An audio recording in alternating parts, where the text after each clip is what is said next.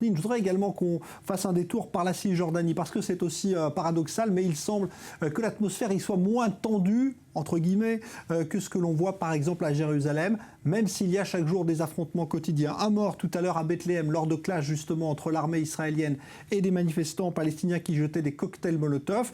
Des affrontements également à la frontière avec Gaza, mais on va retrouver tout près de Ramallah Maël Benoliel qui a suivi toute cette journée ces affrontements sporadiques entre manifestants palestiniens et armée israélienne. Maël.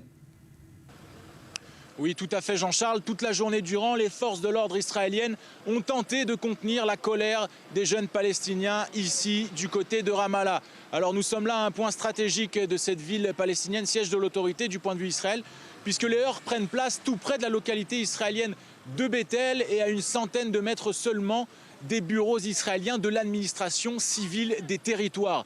Aux jets de pierre et de cocktails Molotov des Palestiniens, les gardes-frontières israéliens ont répondu par des tirs de gaz lacrymogène, mais aussi par des tirs de balles en caoutchouc, dans le but évidemment de disperser la foule.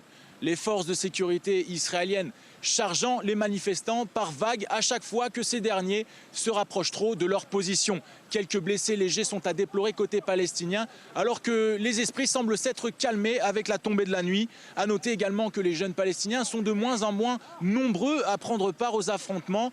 C'est en tout cas ce que nous dit l'armée israélienne, qui fait part d'une baisse de 50% des affrontements. Autre information importante, Jean-Charles, la non-présence des forces de sécurité de l'autorité palestinienne. Pas un uniforme palestinien ici sur les lieux de cette nouvelle confrontation à Ramallah. À noter toutefois la présence de pompiers palestiniens venus éteindre il y a quelques minutes certains feux allumés par les jeunes manifestants, même si certains irréductibles viennent justement d'en rallumer, comme vous pouvez le voir derrière moi.